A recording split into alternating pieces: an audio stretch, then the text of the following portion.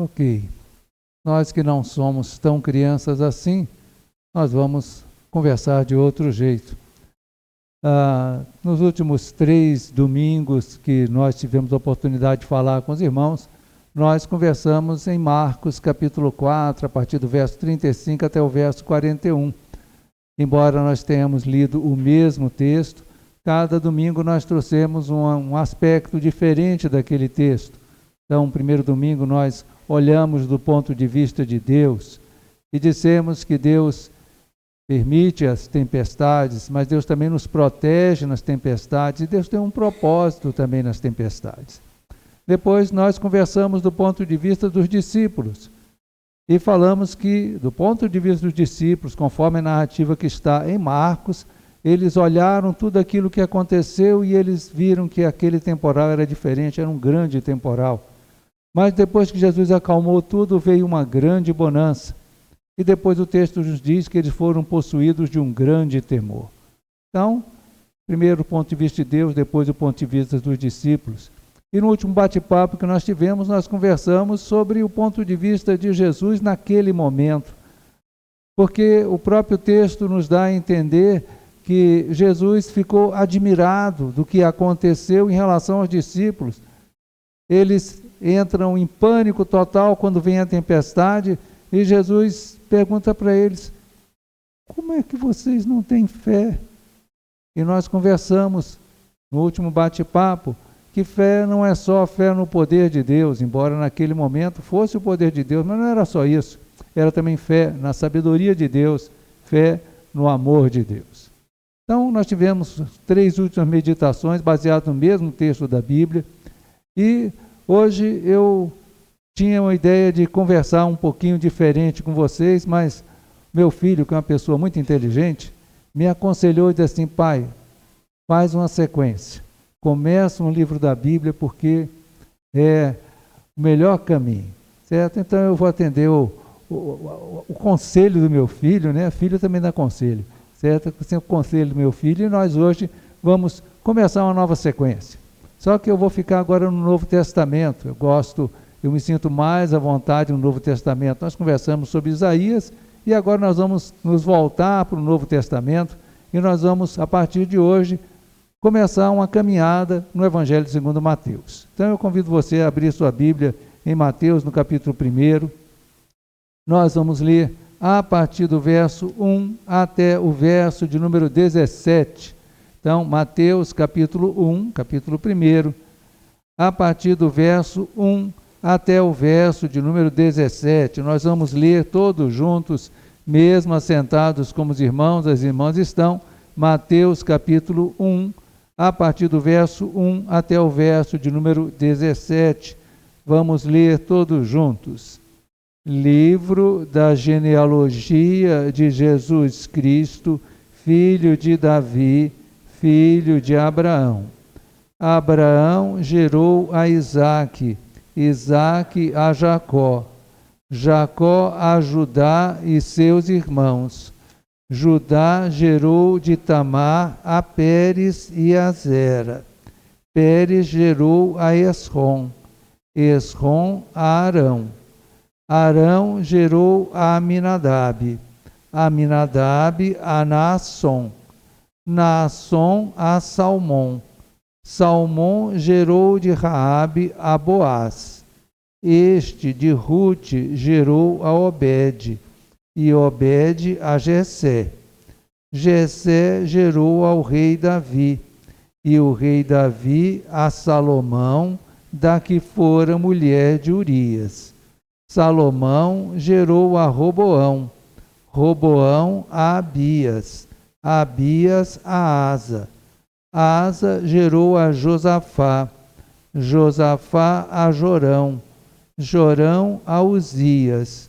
Uzias gerou a Jotão, Jotão a Acás, Acás a Ezequias. Ezequias gerou a Manassés, Manassés a Amon, Amon a Josias. Josias gerou a Jeconias e a seus irmãos no tempo do exílio na Babilônia. Depois do exílio na Babilônia, Jeconias gerou a Salatiel, e Salatiel a Zorobabel. Zorobabel gerou a Abiúde, Abiúde a Eliaquim, Eliaquim a Azor, Azor gerou a Sadoc, Sadoc a Aquim, Aquim a Eliúde, Eliúde gerou a Eleazar, Eleazar a Matã, Matã a Jacó, e Jacó gerou a José, marido de Maria, da qual nasceu Jesus, que se chama o Cristo. De sorte que todas as gerações, desde Abraão até Davi, são 14. Desde Davi até o exílio na Babilônia, 14. E desde o exílio na Babilônia até Cristo, 14. Vamos fazer uma oração, vamos orar. Então, Deus, nós lemos a Tua palavra e nós rogamos que a Tua misericórdia seja sobre nós, sobre cada um de nós, para que cada um de nós possa ouvir a Tua voz falando consigo, conforme a necessidade que tem. Nós rogamos isso e agradecemos no nome de Jesus. Amém.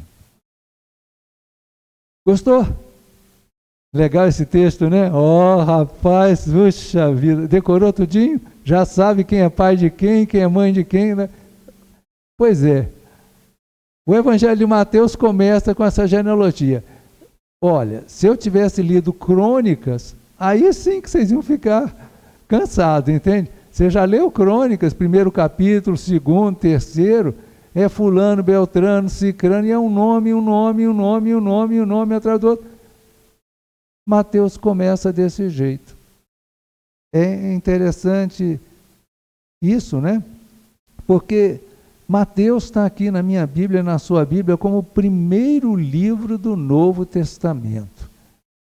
E se a gente fosse voltar na nossa cabeça lá para o primeiro livro da Bíblia, do Velho Testamento, é exatamente o livro de Gênesis.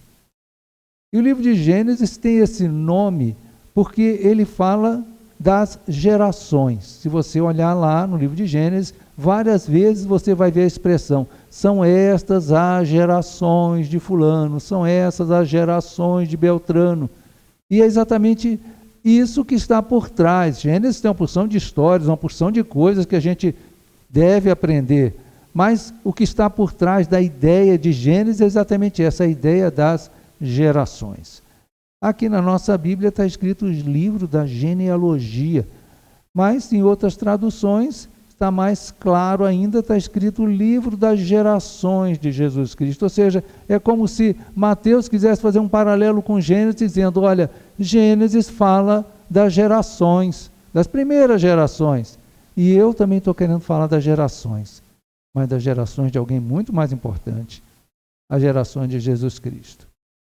Você leu, eu também li, e se você conhece a Bíblia, você sabe que há um outro livro, um outro evangelho, que também tem uma genealogia de Jesus. Eu queria que você fosse comigo, não perde Mateus não, por favor, mas vai comigo lá para Lucas capítulo 3, Evangelho segundo Lucas capítulo 3, verso de número 23, de 23 para frente, né? Mas nós vamos ficar só no verso de número 23. Então, Lucas capítulo 3, verso de número 23. Vamos ler juntos Lucas 3, verso 23. Vamos ler todos juntos.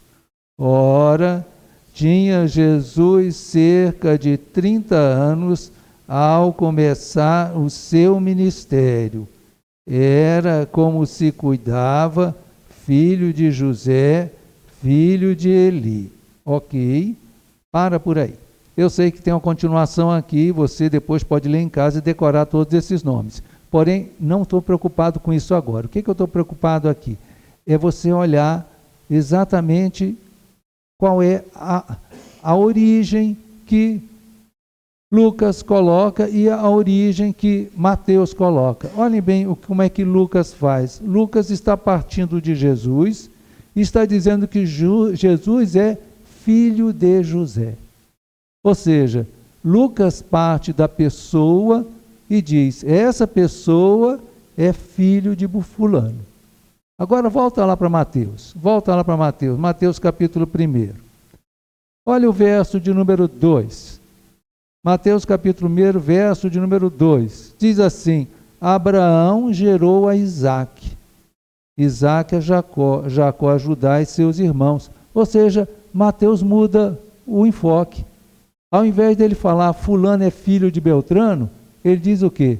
Fulano é pai de Beltrano. Ou seja, ele muda a coisa. Enquanto Mateus começa aqui de Jesus, depois José, depois o pai de José, depois o avô de José e tal, Mateus faz exatamente o caminho inverso. Ele diz, Abraão, depois Isaac, depois Jacó, depois... e aqui embaixo Jesus. Ou seja, cada um vai partindo de um ponto diferente. Um parte de Jesus e vai até lá na frente, enquanto que Mateus faz a coisa inversa. Beleza. Por que não fez de um jeito, por que não fez do outro? Não sei, outro dia a gente pode conversar sobre isso. Mas eu quero olhar aqui essa genealogia, quanto nome tem aqui, né? Tem nome demais. Eu não decorei todos, não sei se você, e olha, eu já li esse texto algumas vezes, certo? Eu não decorei. Abraão, Isaac, Jacó, essa parte eu já sei, eu só perdi os outros. Mas Abraão, Isaac, Jacó, estou sabendo. E os que vêm aqui para frente são vários. Nome em cima de nome, nome em cima de nome. E quando eu estava pensando aqui no que a gente ia conversar hoje, eu tentei pensar na minha cabeça o para trás, né? O para trás mente da minha vida, né? Então, eu nasci, não interessa, mas nasci em um ano qualquer que se veio para trás, certo? O meu pai chamava Sebastião. Ele nasceu em 1925, tá? O meu avô se chamava Francisco das Chagas Batista, ele nasceu em 1888. Meu bisavô, não tenho a menor ideia. Não sei o nome dele, não sei quando nasceu, não sei filho de quem era, não sei nada dele. Meu tataravô então, fumacinha, não tenho nada na minha cabeça. Do lado da minha mãe também eu posso ter a mesma coisa. Minha mãe chamava Sariete. Ela nasceu em 1927. Meu avô, pai da minha mãe, chamava-se José Bernardino. A mãe dela chamava-se Bárbara. O José Bernardino nasceu em 1900. Dona Bárbara não tem a menor ideia, que eu não cheguei a conhecer. Mas quem foi o pai do seu José Bernardino? Não tem a menor ideia. Não tem nada, nada de nada. Normalmente nós paramos assim no avô, bisavô, tataravô. Se você tem uma memória boa, sua família juntou as coisas, você consegue chegar até o tataravô, legal. Dali para frente, nada. Eu não sou muito chegado no negócio de genealogia. Eu sei que alguns de vocês são, mas nem todo mundo. Nem todo mundo. Eu conheço meu pai, minha mãe, meu avô, minha avó, tá bom demais, e é isso aí. Vamos para o abraço, certo? Então, quer dizer, isso daqui, certo? Olhando assim essa genealogia, eu e você ficamos assim, gente, para que isso tudo aqui? Para que tanto nome? Porque isso era importantíssimo. Era importantíssimo. E a importância começa no versículo 1. Vamos reler junto aí o verso 1, Mateus capítulo 1, verso 1. Vamos ler todos juntos. Livro da genealogia de Jesus Cristo, filho de Davi, filho de Abraão. Ou seja, o Messias, Jesus Cristo, ele tinha que ser filho de Davi. Tinha que ser filho de Davi. Então Mateus já começa o evangelho dele dizendo assim, olha, eu vou falar de Jesus. Mas a primeira coisa que eu quero falar de Jesus é que Jesus é descendente direto de Davi. Jesus é filho de Davi. E se é filho de Davi, também é filho de Abraão. Paulo vai usar bastante a ideia de que Abraão tinha um descendente e esse descendente era Cristo. Paulo fala isso lá em Gálatas. Ou seja, a ideia de Abraão, Davi, essas pessoas estarem ligadas a Jesus era extremamente importante para os judeus. Eu li o texto, você também leu, a gente olhou aqui essa porção de nomes aqui. Eu não sei se você prestou atenção, mas a partir do verso 6 e por aí vai, começa a falar uns nomes que a gente conhece. Olha aí na sua Bíblia o verso 6. Verso 6 diz Jessé gerou ao rei Davi. Opa, eu lembro de Jessé. Jessé foi aquele camarada que Samuel foi visitar e perguntou, você tem tantos filhos, não sei o que lá, não sei o que lá, e foi lá e ungiu Davi. Então eu lembro de Jessé, eu lembro também de Davi. Aí vem a continuação do verso 7, diz que Davi gerou Salomão. Opa, Salomão eu lembro quem é também. Aí depois tem Salomão gerou Roboão. Roboão eu lembro dele, certo? Aí tem um tal de Abias aqui, que eu não tenho a menor ideia de quem seja. Asa, eu lembro um pouquinho dele. Tem Josafá. Josafá tem uma opção de história sobre ele, certo? Depois tem Uzias. Lembra do Uzias no ano da morte do rei Uzias? Ou seja, Uzias está aqui também. Tem o Acais. O Acais foi importante lá numa determinada história com Isaías. Tem Ezequias. Ezequias está bem ligado à história de Isaías. Tem Josias aqui no finalzinho do verso 10. Ou seja, tem uma porção de gente aqui que eu começo a conhecer. Tem uma porção de reis aqui. E essa é uma coisa que eu gostaria de destacar aqui. Não porque são reis, mas porque se você conhece um pouquinho da história desse povo, está registrado lá em Crônicas, está registrado lá no livro de Reis, você sabe que esses reis que estão aqui, alguns eram bons, alguns eram maus. Então, bons reis. Bom, eu vou dizer que Davi era um bom rei. A Bíblia diz que ele era um homem segundo o coração de Deus. Eu não estou falando que ele era perfeito, tá bom? Estou falando que ele era um bom rei. Depois nós temos outros nomes aqui. Nós temos aqui Asa foi um bom rei, Josafá foi um bom rei, Ezequias foi um bom rei, Josias foi um bom rei. Todos esses foram bons reis. Estão aqui. Mas tem também outras pessoas aqui que foram muito ruins. Então, começa aqui o tal do Jorão, né? Josafá gerou a Jorão. Esse Jorão, ele era vinculado a Acabe. Acabe era um rei idólatra, ele era bem ligado lá com Acabe, com a coisa lá de Israel. Depois tem mais aqui na frente Acais. Acais era um rei idólatra bastante. Isaías brigou muito com Acais. E mais na frente tem aqui, verso 10, um tal de Manassés. Ezequias gerou a Manassés. Manassés foi um rei ruim, péssimo. Manassés, ele matou os filhos dele, queimou os filhos dele em sacrifício. Manassés era um camarada completamente da pá virada, entende? O cara doido. Certo? O livro de Crônicas diz que no final da vida dele ele converteu, mas enquanto ele não converteu, ele fez tudo que ele não podia fazer e tudo errado. Ou seja, nessa genealogia de Jesus, nós temos homens bons e homens maus. Nós temos pessoas boas e pessoas más. E quando eu olho isso aqui, e eu tenho certeza que cada um de nós pode olhar e ver, né, e depois pesquisar na Bíblia um pouquinho mais sobre a história de qualquer um desses cidadãos que estão citados, principalmente até o verso número 11, nós vamos ver que nem todo mundo lá teve uma vida exemplar, todo mundo tinha algum problema, pisou na bola, né? Davi foi um camarada muito 10, mas ele pisou na bola feio. Uzias foi um camarada que a gente, quando lê o livro do profeta Isaías, fica assim, bem impressionado com Uzias, mas se você for ler a história do Uzias, você vai ver que ele, Uzias, fez uma bobagem enorme, ele tentou entrar no Santo dos Santos e ele acabou ficando leproso e por aí vai. Ou seja, cada uma dessas pessoas aqui não era 100%.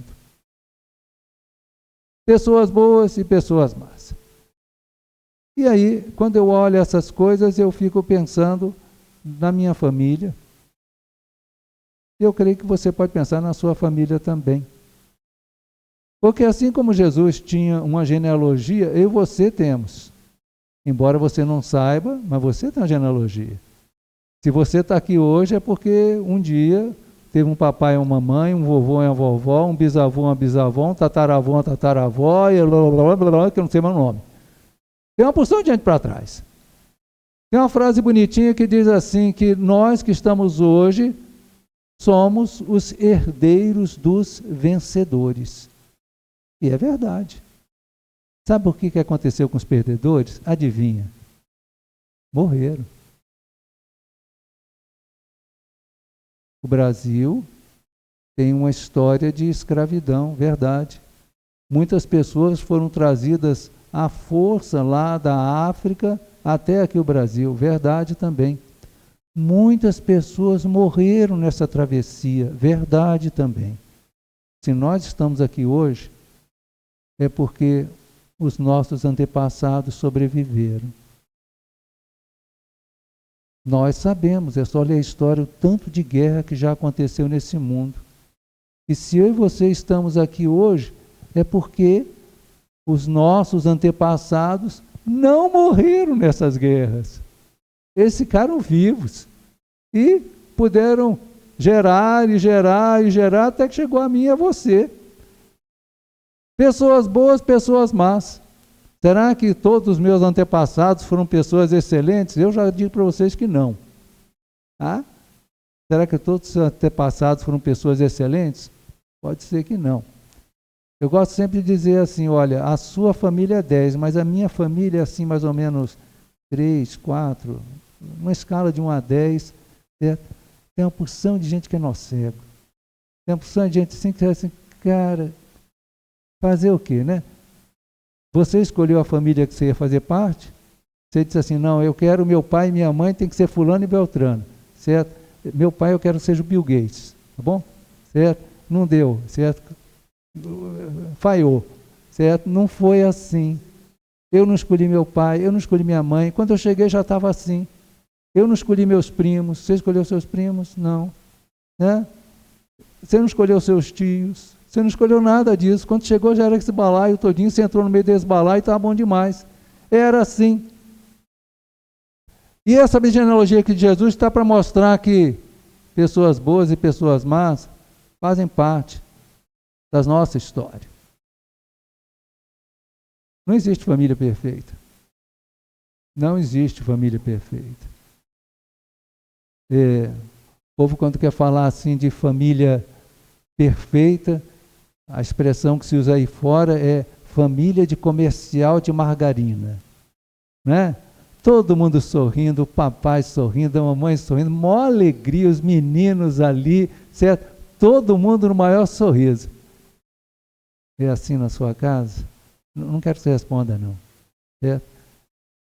Eu vou dizer assim algumas coisas que eu lembro lá atrás. Menino, vamos embora, menino, olha a hora. Está na hora, você não está vendo? Vai tomar esse café logo. Olha, já está na hora de você levar para a escola. Aconteceu, eu vi num filme, tá? Não foi na sua casa, não. Certo? As coisas não são tudo cor-de-rosa. Muito pelo contrário.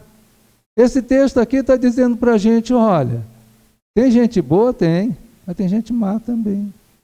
Tem gente que faz as coisas certas? Tem, mas tem gente que faz as coisas erradas também. Isso é família. Isso é família. E o interessante é que Jesus nasce desta família.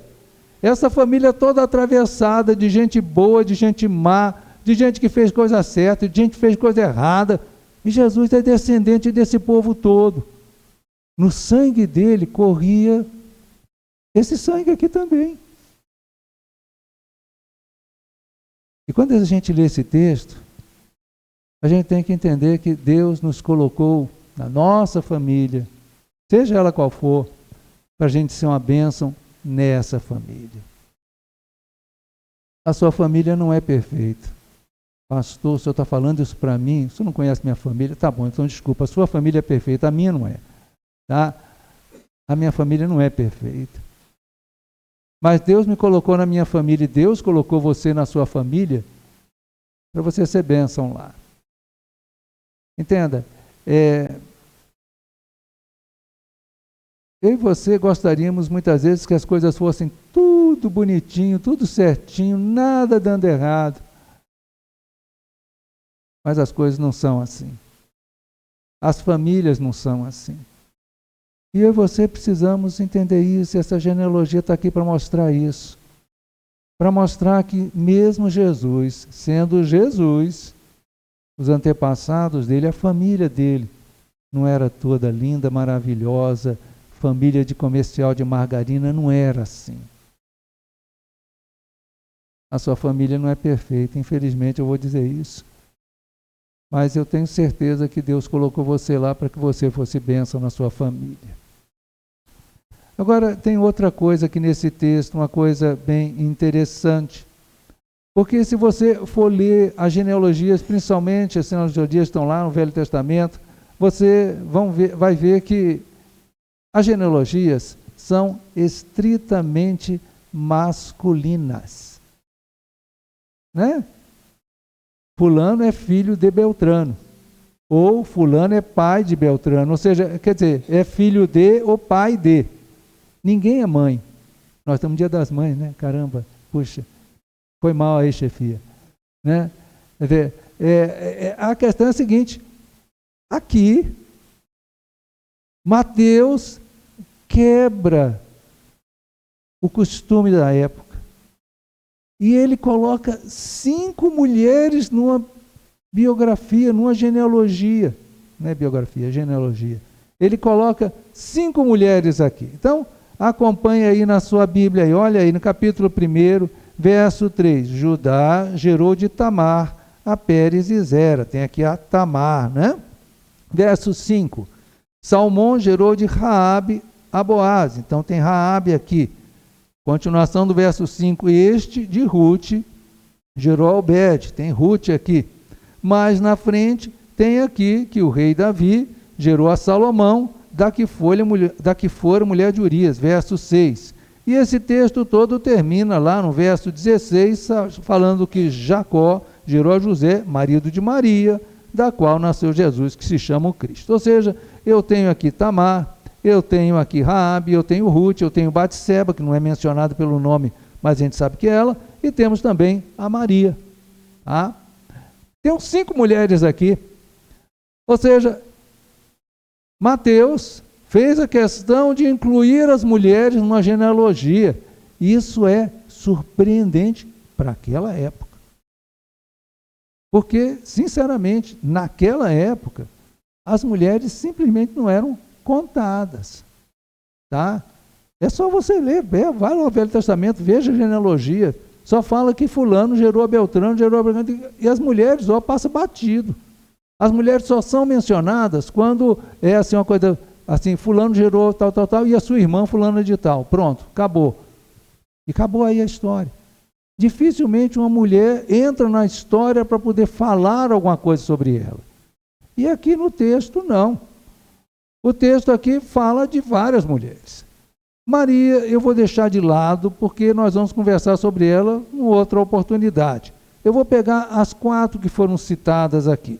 Eu tenho aqui a Tamar, no verso 3, no verso 5 eu tenho a Raabe, tenho Ruth, no verso 6 eu tenho Batseba, que é a que fora mulher de Urias. Então, nós vamos pegar aqui essas 4 mulheres. O que nós podemos falar sobre essas 4 mulheres? A primeira coisa que eu quero falar para vocês é que essas 4 mulheres foram importantes. Todas as 4 foram importantes. Eu e minha esposa estamos lendo o livro de Gênesis e na semana passada, nessa semana nós lemos sobre Judá e Tamar, não foi? Exatamente. Depois você lê, está lá em Gênesis, Judá e Tamar. Tamar. Rapaz, a coisa ali é complicada. Depois eu chego na história lá. Mas a moral da história lá, pelo menos o que o texto coloca, é que Tamar foi uma mulher que lutou pelos seus direitos, literalmente. Ela lutou pelos seus direitos, ou seja, ela desejava ser mãe.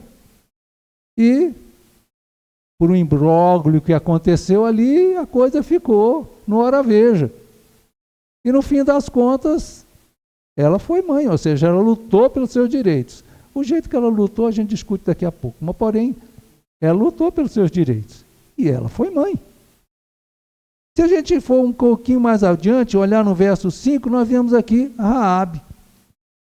Quem é essa Raabe? Olha, a Raabe é aquela lá do Jericó. Vem com Josué lutar em Jericó. Lembra da música? Não é essa música que eu quero que eu cante. Eu quero que você lembre da história lá. Lembra? Quando Josué manda os espias lá, e os espias se escondem na casa de Raabe. E Raabe é poupada e ela passa a fazer parte do povo de Deus, ou seja, ela acreditou naquilo que ela ouviu falar sobre o povo de Deus. E ela apoiou a entrada do povo de Deus ali naquela cidade, ela escondeu os espias. Mas no texto aqui, continua no verso 5 falando de Ruth. Ruth tem até um livro na Bíblia que fala sobre Ruth. Essa é a Ruth que está falando aqui na genealogia de Jesus.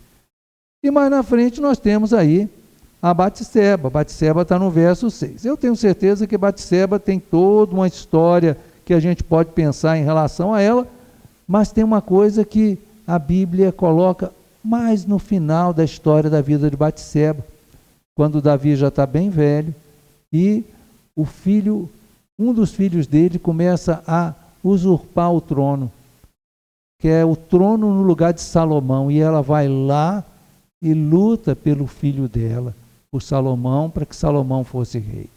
Ou seja, cada uma dessas mulheres foi importante dentro da história do povo. Mas tem uma coisa, nenhuma delas era perfeita. Cada uma delas, a gente olha a história não ajuda muito. Eu disse que Tamar queria ser mãe, e foi mãe. Só que Judá, na verdade, era o sogro dela. E o texto diz para a gente que ela se disfarçou como prostituta e acabou coabitando com o sogro para poder ter filho. Bagunça isso, né? Coisa mais doida. Certo? Ok.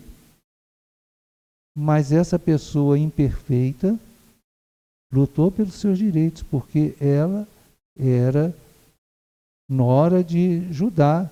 E Judá tinha a obrigação de ter, a expressão é exatamente essa, dado o filho dele chamado-se para poder gerar descendência. O texto fala isso. E ele não fez isso, e ela lutou pelo direito, lutou de um jeito dela, mas lutou. Raabe. Bom, é só a gente ler o texto da Bíblia, a Bíblia é bem clara. Raabe era prostituta. A Bíblia não tem nenhuma dúvida, ela fala disso. Enquanto que Tamar se disfarçou, Raabe era prostituta. Depois ela parou com essa prática, mas ela era prostituta. Ruth era moabita. E se você for ler a lei de Moisés, você vai ver que era proibido terminantemente que um israelita casasse com uma moabita. Mas Ruth era moabita, e mesmo assim casou. Batseba, o próprio texto diz, da que fora mulher de Urias, ou seja, nós sabemos o que aconteceu. Davi adulterou com Batseba, Davi mandou matar o marido dela para poder casar com ela, ou seja, cada uma dessas mulheres tem uma história negativa. Mas cada uma delas foi importante. E quando eu olho aqui esse texto, eu não penso só na questão das mulheres. Eu penso em todos nós. Porque se essas mulheres estão aqui, e porque se essas mulheres foram consideradas importantes, eu e você, dentro do plano de Deus, somos também pessoas importantes. Senão a gente não estava aqui. E se nós estamos aqui é porque Deus considerou que a minha vida era importante, que a sua vida era importante. E quando você olha no espelho, quando eu olho no espelho, eu vejo que eu sou imperfeito. Eu tenho certeza que você também sabe disso, que você é imperfeito. Eu tenho certeza que quando a gente compara com aquilo que nós achamos que Deus gostaria que nós fôssemos, ou com o que as outras pessoas são, nós vemos que nós estamos muito longe daquilo que deveríamos ser, ou muito longe daquilo que as outras pessoas são, ou o que quer que seja. Ok, eu não quero que você se acomode com um erro, mas eu quero que você entenda que perfeição é um atributo divino. E mesmo imperfeito, você é importante e pode ser usado no plano de Deus, no propósito de Deus, para realizar aquilo que Deus quis. Porque cada uma dessas mulheres que estão aqui, apesar dos seus defeitos, apesar da sua imperfeição, apesar de elas não terem tomado as melhores decisões na vida, elas foram importantes e Deus usou cada uma delas para poder realizar os seus propósitos. E você precisamos lembrar disso. Então, de um lado nós temos homens bons, homens maus. De outro lado nós temos mulheres importantes, mais imperfeitas. E tudo isso culmina lá no verso de número 17. E eu queria que você relesse comigo o verso de número 17. Vamos reler todos juntos o verso de número 17. Vamos reler. De sorte que todas as gerações, desde Abraão até Davi, são 14. Desde Davi até o exílio na Babilônia, 14. E desde o exílio na Babilônia até Cristo, 14. Bom, primeira coisa que eu quero dizer para você é que Mateus está usando esse número 14 de uma maneira bem simbólica lá para os judeus, porque ele propositalmente omitiu algumas gerações, ele está colocando aqui alguns nomes, mas isso não é o mais importante. O mais importante é a gente entender que Mateus está dizendo que essas pessoas, os homens bons e os homens maus, as mulheres importantes, embora imperfeitas, essas pessoas todas, Deus estava realizando o seu propósito através dessas pessoas. Nós, às vezes, não entendemos como Deus age. Na maioria das vezes, a gente não entende como é que é a ação de Deus. Mas uma coisa eu quero dizer, Deus está agindo e Deus está realizando o propósito dele através da minha vida, através da sua vida. Você não é uma pessoa perfeita, eu também não. Mas assim como Deus fez com relação a esses homens e mulheres aqui, para que eles fossem os antepassados de Cristo, Deus também faz comigo e com você. Lá na carta aos Hebreus, o autor da carta diz em determinado momento, lá em Hebreus 2:11, que Cristo não se envergonha de nos chamar de irmãos. Cristo não se envergonha de nos chamar de irmãos. Ele sabia que ele viria nessa família aqui. Ele sabia quem eram os antepassados dele. Ele sabia cada uma dessas pessoas e mesmo assim ele veio dessa família. Ele sabe quem eu sou, ele sabe quem você é. E mesmo assim ele não se envergonha de nos chamar de irmãos. Eu sei que eu e você não somos nada. Mas Deus está realizando o propósito dele através de mim, através de você. Quando eu estava pensando que a gente ia conversar hoje aqui, eu lembrei de uma situação que aconteceu com meu pai. Existia um escritor, já falecido, chamado Carlos Drummond de Andrade. Foi um cara famoso, escreveu muita coisa importante, muitas coisas aí, era da Academia Brasileira de Letras, um cara muito 10. Escreveu um artigo lá, escreveu uma coluna lá no Jornal do Brasil, etc, etc, etc. E por uma casualidade, ou sei lá o que, certo, o meu pai trabalhava, ele era pesquisador de literatura de cordel, e o Carlos Drummond de Andrade se interessou por isso. E um dia escreveu uma crônica sobre o meu pai, blá, blá, blá, escreveu um monte lá. E um dia, Carlos Drummond de Andrade estava num canto, né, numa cerimônia lá, e meu pai foi lá também. E o Carlos Drummond de Andrade olhou meu pai e disse assim, vem cá, Sebastião, vem cá, vem cá. Esse aqui é o Sebastião, meu amigo.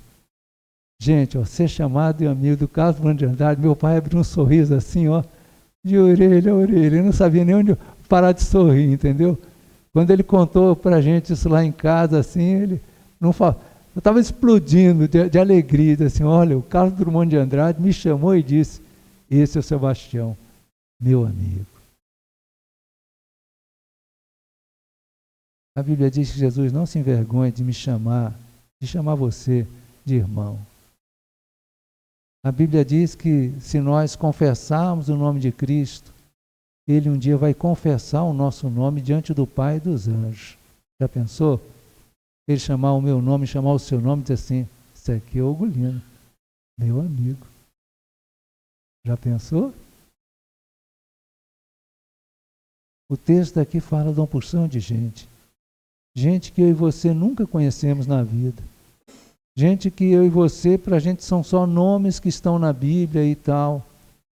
Gente que fez coisa boa, gente que fez coisa má, gente que fez escolha certa, gente que fez escolha errada. Mas eles são os antepassados de Jesus. E Jesus chamava eles de família. Nós somos família de Deus. Cada um que crê em Jesus Cristo, a Bíblia diz que nós somos feitos filhos de Deus. Nós somos família de Deus. E ao ser família de Deus, eu e você, somos irmãos de Cristo, família de Cristo. Somos perfeitos? Não. Mas Deus tem um propósito para realizar na minha vida, na sua vida também. Você não é perfeito, eu também não sou. Você fez escolhas erradas, eu também fiz escolhas erradas. Mas Jesus morreu pelos nossos pecados. E Ele veio para nos salvar. E Ele sabia quem era eu, quem era você, e mesmo assim nos escolheu. E nos chama de irmãos. E diz que nós somos a família dele. Lembre disso. Pessoas boas, pessoas más. Pessoas importantes, mas imperfeitas. Mas todos família de Jesus. Que Deus nos abençoe.